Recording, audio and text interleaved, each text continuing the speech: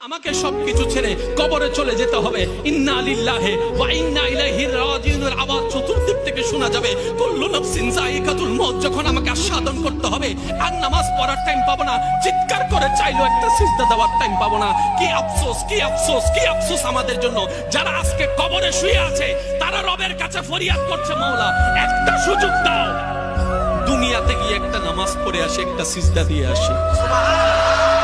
কবরবাসী চিৎকার করে রবকে বলে, মৌলা ভুল করেছি, ভুল করেছি, ভুল করেছি, একটা সুযোগ দাও।